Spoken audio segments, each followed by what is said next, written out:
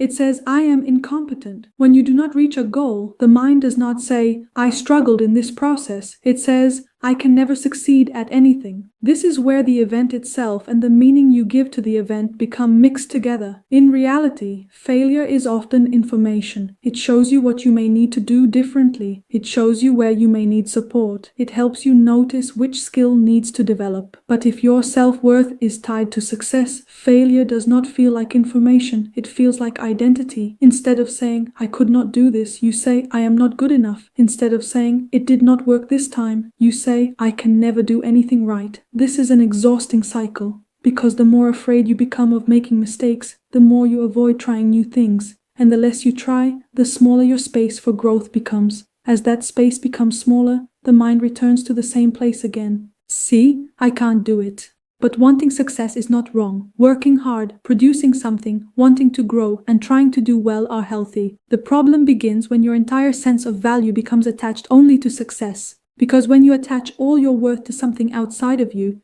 you leave yourself very vulnerable to life. Then resting starts to feel like guilt. Slowing down starts to feel like uselessness. Making a mistake feels less like learning and more like something to be ashamed of.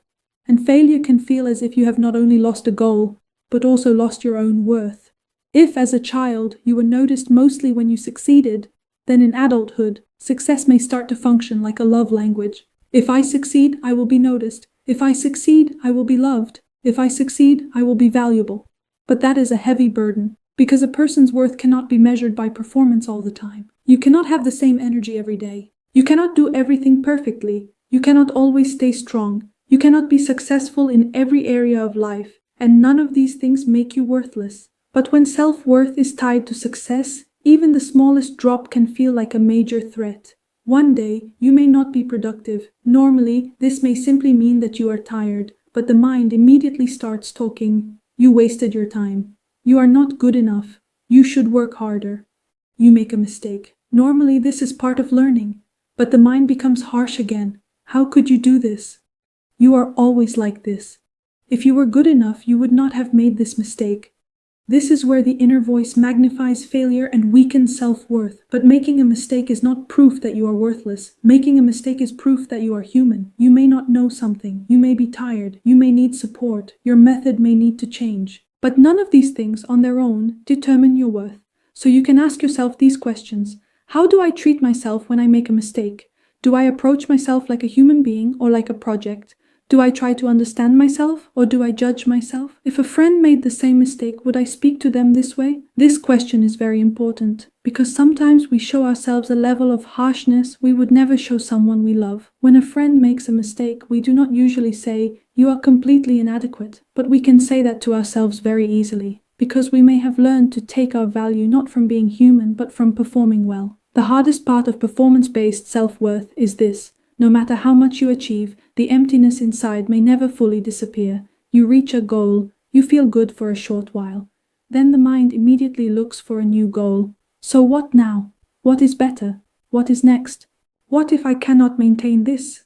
And after a while, a person stops enjoying success and starts living in fear of losing it. Because the real issue is not a lack of success. The issue is where you are taking your worth from. If you take your worth only from success, failure shakes you more than it needs to. If you take your worth only from productivity, even resting can feel like guilt. If you take your worth only from appearing strong, struggling can feel shameful. But real self-worth is being able to treat yourself like a human being, not only when you succeed, but also when you struggle. Today did not go well, but I am not worthless. I made a mistake, but I am not completely inadequate. I struggled, but this does not mean I am a failure. I need rest, but that does not mean I am useless. Being able to say these things matters, because self-worth is not about being flawless. Self-worth is not erasing yourself completely when you make a mistake. It is not denying your value when you experience failure. It is being able to see yourself not only through results, but also through the process. It is being able to value yourself as you are. So today ask yourself this.